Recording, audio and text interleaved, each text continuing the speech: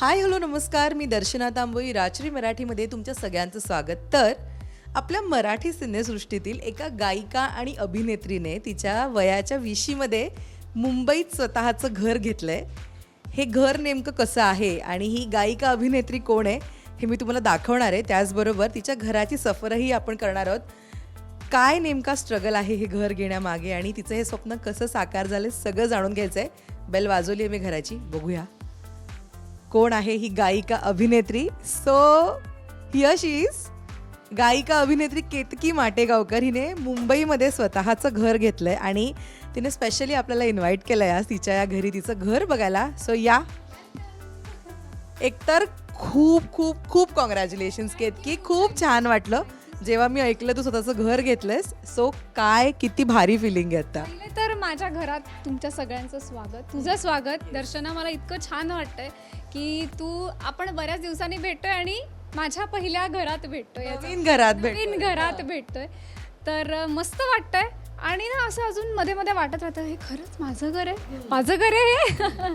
पण मस्त फायनली मुंबईत आले मी आणि फायनली मुंबईत घर झालंय. खरं तर मुंबईमध्ये घर होणं ही काही सोपी गोष्ट नाही आहे. बऱ्याच गप्पा मारायच्या आहेत या घराबद्दल आणि या संपूर्ण जर्नीबद्दल. पण एक गोड सुरुवात होऊन जाऊ दे. आल्या आल्या माझं लक्ष इकडेच गेलं आणि इंस्टाग्रामवर तुझे व्हिडिओ बघत असतो आम्ही याबरोबरचे. सो आज काय वाजवून काय गाऊन दाखवणार आहे? ओके, सो पियानो जेव्हा आला घरी तेव्हा मी असं म्हणलं की घर फायनली लागलं. कारण मी पियानोसाठी पहिले जागा केली होती आणि पियानोच्या अकॉर्डिंग सगळं मी घर सेट केलं की पहिले पियानो बसला पाहिजे. सो या म्युझिशियनचं घर वाटलं पाहिजे. 2 ओळी तुमच्या सगळ्यांसाठी. आणि मला फार भारी वाटतंय, मी लाईव्ह तिला पियानो वाजवताना आणि गाताना ऐकणार आहे. मी पियानिस्ट नाही, पण एक काय म्हणतात प्रेम पियानोवरचं म्हणून.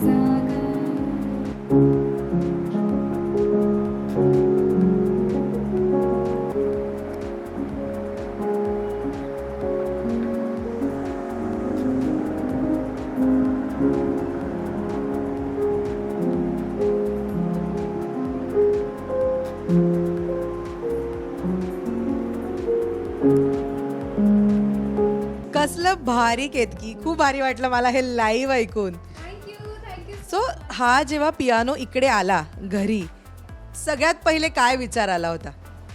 माझं घर लागलं. कारण अजूनही की पहिलं घर म्हटल्यानंतर असं वाटतं आता हे झाल्यावर घर लागेल, ते झाल्यावर घर लागेल. पण चालूच असतं काही ना काहीतरी फिक्सिंग सुरू असतं. पण जेव्हा पियानो आला तेव्हा मला असं वाटलं की येस, फायनली घर लागलं. सो आता बरंच जाणून घ्यायचं घराबद्दल. आपण थोडंसं मागे जाऊया आणि इथून सुरुवात करूया. अ house is not a home without a Bengal असं लिहिलंय आणि केतकीकडे सुद्धा डॉग आहे.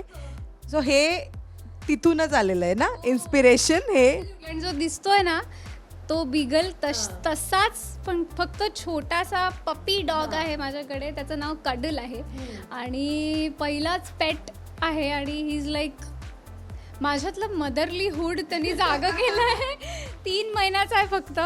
पण आत्ता तो नाही आहे, आत्ता माझ्या फ्रेंडकडे आहे. पण आय मीन त्यांनी घराला घरपण त्यांनी सुद्धा दिलेलं आहे. आणि मी ठरवलं होतं ना, माझं 1 वर्षापूर्वी असं स्वप्न होतं की मला डॉग पण हवा आहे. तर मला आई बाबा नाही म्हणत होते की नाही ग, आपण सगळीकडे बाहेर असतो, त्याचं काळजी कोण घेणार, you should be at 1 place. म्हणून मग म्हणलं की बरं ठीक आहे. तर माझ्या फ्रेंड्सनी मला बिगल सॉफ्ट टॉय दिलं होतं. आणि आता 1 वर्षानंतर वर्षभर मी फक्त इंटिरियरचे फोटोज बघणं, आयडियाज बघणं, हे सगळं मी स्वतः इंटिरियर केलेलं आहे. कोणी डिझायनर किंवा असं नाही. मला सिम्पल आणि असं कोझी सुटसुटीत आणि वॉर्म हवं होतं. तसं खूप सारे प्लांट्स, कलरफुल. सो असं हवं होतं मला. त्यामुळे तेव्हापासून जे मी प्लॅन करायला सुरुवात केली, आता असं झालं की घरही झालं आणि माझं पप्पी पण आहे माझ्याकडे, कडल पण आलाय. एंट्री केल्याचा डायनिंग स्पेस इथे बघायला मिळतोय.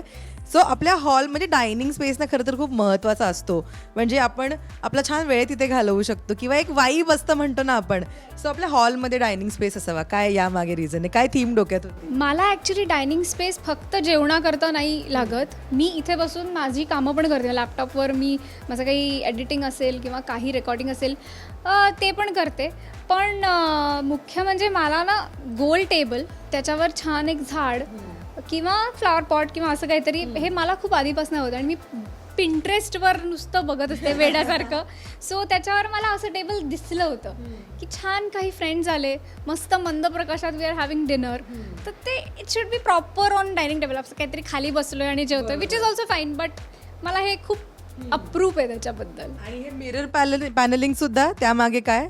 Not trend actually. मिरर पॅनलिंगचं रिझन हे होतं की घरात आरसा असणं खूप चांगलं असतं आणि दरवाजासमोर तो असावा, म्हणून हा मिरर. आणि इफ यू कॅन सी, घर मोठं दिसतं, त्याला एक डेप्थ येते, त्यामुळे आल्यानंतर एकदम मोठी वॉल असण्यापेक्षा एक मिरर इथे पाहिजे.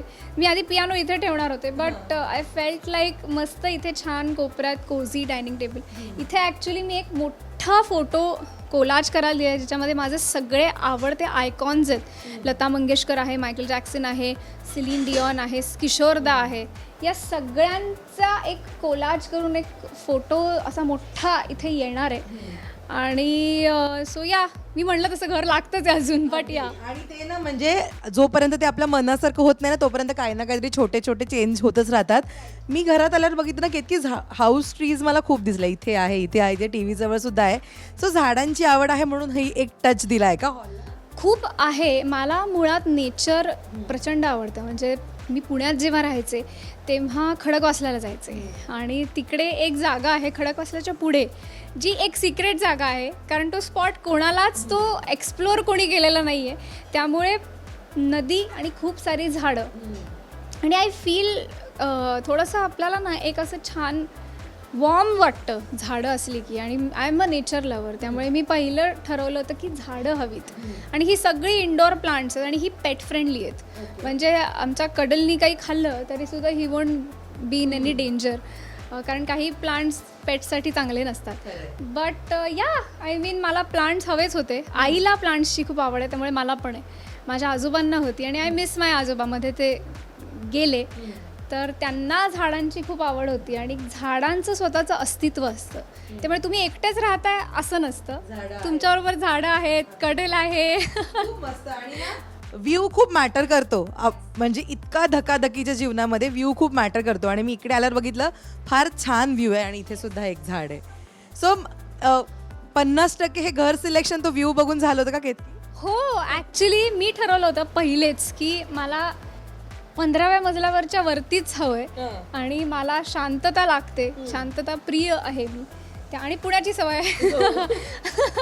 त्यामुळे इकडनं दिसताना सगळं दिसतं, पण सकाळी आणि रात्री मस्तपैकी ग्रीन टी पीत इथे बसून व्ह्यू जेव्हा आपण बघतो, तेव्हा इतकं स्वतःलाच आपण सेल्फ मोटिवेशन म्हणतात ना, ते वाटतं.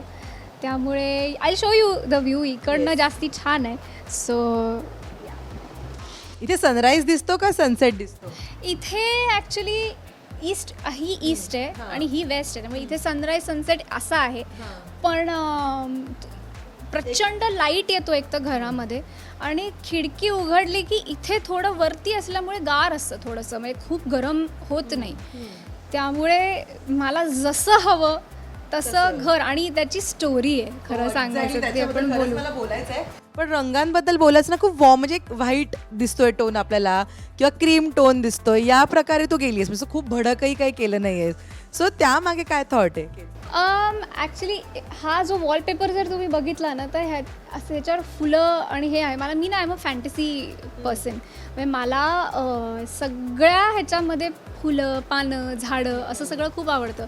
त्यामुळे हा व्हाईट जरी असला तरी मला ही प्लेन भिंत पांढरी नको होती, म्हणून मी हे केलं. आणि मला वॉलपेपर्स, मी खूप वेळ घालवला त्याच्यावर शोधण्यात, आणि तो परफेक्ट मिळाला. खूप भडकही नाही आहे, कारण तो एकदम अंगावर येतो कधी कधी. सो हा वॉलपेपर तर ठरवलंच होतं. म्हणजे मी लिटरली, मी तुला सांगते, एकही अशी गोष्ट नाही आहे जी मॅनिफेस्ट झाली नाही आहे. जशी मी 1 वर्षापूर्वी इमॅजिन केली होती तशी आणि तशीच झाली. सो या आता खरी कहाणी जाणून घ्यायची म्हणजे इंटिरियर आणि आपलं घर याबद्दल सगळं आपलं बोललो. आता ना केतकी रिअल गोष्ट मला जाणून घ्यायची आहे. पण त्याआधी पहिल्यांदाच मी आले तर ऑब्व्हियसली तू मला कॉफी विचारली होतीस.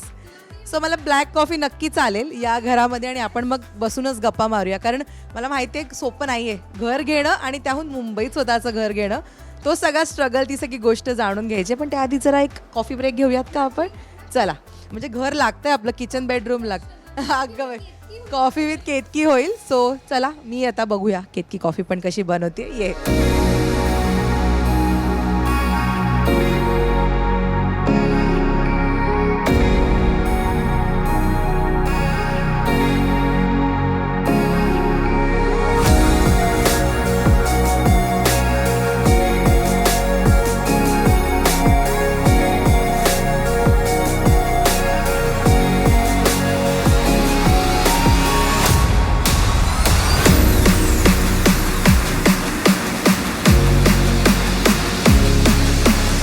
सो केतकीच्या नव्या घरी मस्त ब्लॅक कॉफी मला मिळाली आणि आता मला खूप गप्पा मारायच्या आहेत. सो म्हणजे तू खूप भरभरून बोलतीयस या घराबद्दल आणि ऑब्व्हियसली बोललं पाहिजे, हार्डवर्क पेज ऑफ असं आपण म्हणूया.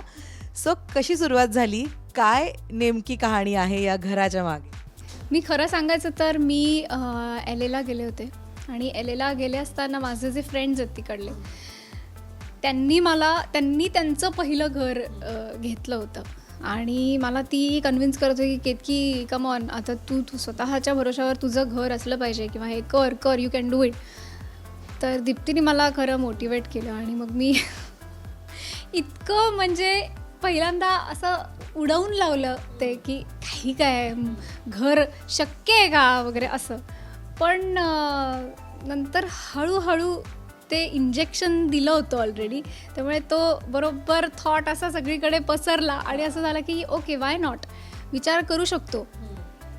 पण झालं असं की मी परत आले आणि परत आल्यानंतर थोडंसं काय म्हणतात माझं शेड्यूल लागत नव्हतं कारण शूटिंग होतं माझं अंकुश फिल्मचं शूट सुरू होतं. मग मी स्वित्झर्लंडला गेले आणि मग आम्ही शोधायला लागलो की ओके आता आपण घरं बघूया. आई म्हणली की आपण 2 BHK फ्लॅट एकत्र, बाबा म्हणले की आपण एकत्र घेऊयात. तर आईबाबांचा गोरेगावमध्ये फ्लॅट आहे. तर मी म्हणलं की नाही, मला स्वतःच्या भरोशावर फ्लॅट करण्याची इच्छा आहे आणि ते म्हणतात ना प्राईड ऑफ ओनरशिप, ते एक्सपिरियन्स करायचं होतं. दरवाजावर आपल्या नावाची प्लेट लागली पाहिजे है ना? ॲब्सल्युटली. आणि कुठेतरी मी आईबाबांना पण बघितलेलं आहे त्या स्ट्रगलमधनं जाताना आणि तो मी आता पर्सनली इतके दिवस अनुभवला की घरासाठी सगळे जमवाजमव करणं इट्स नॉट इझी. आणि आपण बघताना आईबाबांचं बघतो की काय काय त्यांना करावं लागतं त्याच्यासाठी. पण I think it's all worth it जेव्हा तुम्ही रेडी झालेलं घर बघता. त्यामुळे आम्ही नोव्हेंबर-डिसेंबरमध्ये आम्ही फ्लॅट बघितला एका ठिकाणी, पण 2022मध्ये. आणि मग असं झालं की अरे नाही यार, हे मला वाटत नाही याचं पोझेशन लवकर होईल आणि मला लवकर शिफ्ट व्हायचं होतं मुंबईमध्ये. कारण इंडस्ट्रीतले सगळे म्हणजे महेशजींपासून ते चिनार महेश म्हणा, सगळे अशोक पत्की म्हणत होते की इतकी मुंबईत ये आणि मला ट्रॅव्हल खूप कठीण होत होतं.